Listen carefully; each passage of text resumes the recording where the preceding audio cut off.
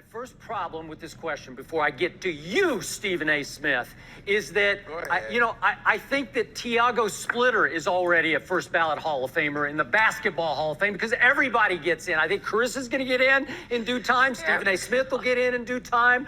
Maybe. That's a big maybe. But I can't respect the criteria for getting into the Basketball Hall of Fame the way I can the Baseball and the Football Hall of Fame. What you just said is one of the most insanely idiotic things I have ever heard. At no point in your rambling, incoherent response were you even close to anything that could be considered a rational thought. Everyone in this room is now dumber for having listened to it. God have mercy on your soul. As someone who's had the pleasure of listening to most of these sports debate shows over the years, I used to be gullible when I was a lot younger and thought that these people on national television and these popular analyst jobs were intelligent people. But because I've had the pleasure of growing up and becoming more wiser throughout the years as I grow up, it goes without saying that Skip Bayless, more like Skip Baseless, has had some of the most ridiculous takes that I've ever heard in my entire life, and he consistently continues to breed one of the dumbest people to speak on television. Most of his takes are so bad that you question as a viewer why these huge corporations like Fox and ESPN continue to give him these huge contracts and these big platforms to spew his nonsense. Like, what makes him so damn appealing to people? He says some of the dumbest things on television, and more oftentimes than not, he makes himself look even more foolish because he actually believes the nonsense that he says.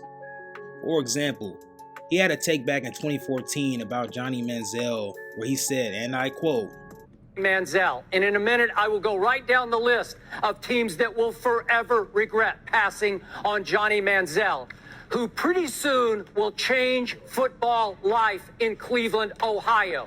One day, I am predicting, Johnny Manziel will become even bigger in the city of Cleveland than his buddy and business partner LeBron James ever was in the city of Cleveland.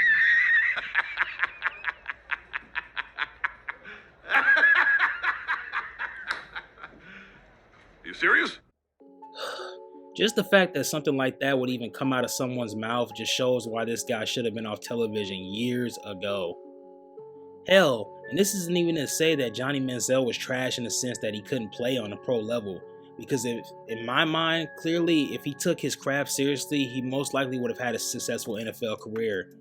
But like most fuck-ups, he didn't take his career seriously, and you see how he's ended up since then. It makes it even more laughable when you consider the Untold Johnny Manziel documentary that came out last year, where in the documentary it stated that Johnny Manziel didn't watch any film to study when it came to being an NFL quarterback. But because all Skip Bayless does is push narrative-driven garbage forward like he had people actually believe in this nonsense. I mean, for fuck's sakes, he literally had a former NFL player and football analyst, Merrill Hodge, tell him straight to his face that Johnny Manziel was basically going to be a bust, and all Skip Bayless could do was shake his head and tell him how wrong he was. Isn't that fucking hilarious? A man who's never stepped on a gridiron, who's never put on football cleats, who's never put on a football helmet, have the nerve to tell a former NFL player how wrong he is on his take about an NFL player. Just ridiculous. I get so tired of his hijinks. It's crazy that he has the license to open his mouth when all you do is sit at home all day watching games on your big screen TV and you think you have the cachet to speak about NFL players. Like, who the hell do you think you are? Hell, jumping to even another one of more of his ridiculous takes was the notion that he believed that Tim Tebow, of all people, was more box office than Kobe Bryant and LeBron James. Sure, during the height of the 15 minutes of fame that Tebow had in the NFL, he was one of the rising stars in the sport, of course. But that had much to do with his collegiate career and never say die type of attitude that he carried into the league. But to suggest that he had more box office appeal than Kobe Bryant and LeBron James really makes me question Skip Bayless's mental capacity. This take was so damn bad that it made Stephen A. Smith walk off the damn set out of pure frustration. And what's even funnier is the fact that he said this in a different interview, in a different episode of First Take. Just gut feeling, Tebow has become the most polarizing athlete in the history of American sports. Now, I can't speak worldwide, but I'm just from what I know here. What? And I'm talking loved and hated to extremes, to the most extremes I have ever experienced. I mean, I don't know if this man has had secret handlers for Tebow telling him to say this stupid shit on TV, or maybe he has a major man crush on him during this time. But either way, the fact that he's allowed to spew this garbage through the annals of national television makes me want to jump off a damn bridge. And one take that I really have to get to is this nonsensical take he made about Floyd Mayweather being a chicken when it came to fighting Manny Pacquiao. I mean, every freaking chance he got, he would go and would rake Floyd Mayweather's name through the mud and disrespect him every chance he got in an attempt to goad him into the fight or to grab attention from his punk ass self. Think about it. Put yourself in Floyd Mayweather's shoes. Imagine working your ass off for years, accomplishing stuff that most people could only dream of accomplishing, and you got an old ass, clown ass individual like Skip Bayless who's never put on a pair of boxing gloves, never stepped in a boxing ring in his life, call you a chicken and call you pathetic. And to make matters even worse, when Pacquiao eventually lost to Mayweather in 2015, the next episode on First Take, did Skip Bayless take his medicine and admit he was wrong and honor the bet that he made with Stephen A. Smith? Nope. He proceeded to go on a ridiculous tirade about how Pacquiao was robbed because he actually won the fight, and he even made excuses about Pacquiao's shoulder. How in the hell are you going to say out of one side of your mouth that Pacquiao won, but then make excuses as to why he didn't get the decision? Make up your damn mind. And that's what I think revolves around this guy's mental psyche is when it comes to the things that he says.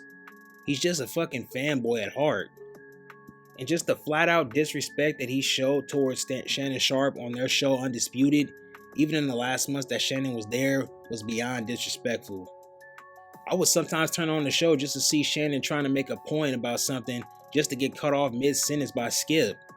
And you could tell that it would get underneath Shannon Sharpe's skin, but Shannon would do the noble thing and just bite his tongue and not say anything. I mean, Jesus, the fact that nobody has ever, gotten into any physical altercations with Skip off the air for some of the things he says on the air and how he cuts his own co-hosts off while they're talking, it just blows my mind.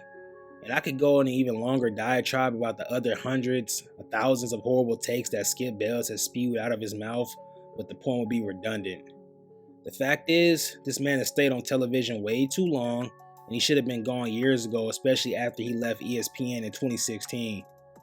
But I guess being over the top and ridiculous with the things that you say is what you have to do to get gigs on television nowadays.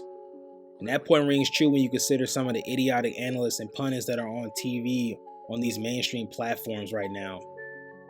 In my opinion, these analysts on TV are nothing more than fanboys with keyboards, spewing their narrative-driven bullshit to the masses on television, and Skip Bayless has been one of the main key contributors to this movement over the decades. And listen, I get it.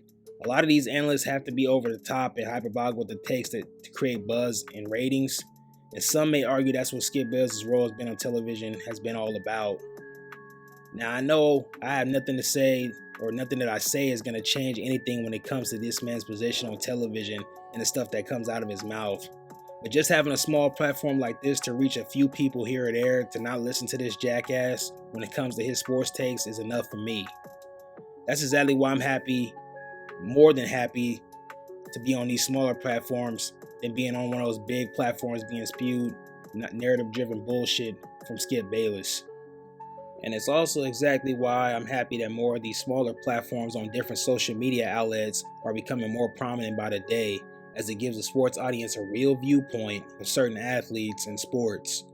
Not narrative-driven bullshit, not hyperbolic bullshit, not fanboy takes by fanboys with keyboards like Skip Bayless, who's been pushing nonsensical takes and his blurred vision of sports through the annals of television for the past 30 years. But that's all I got when it comes to this clown. Thank you all for watching, and as always, until we meet again.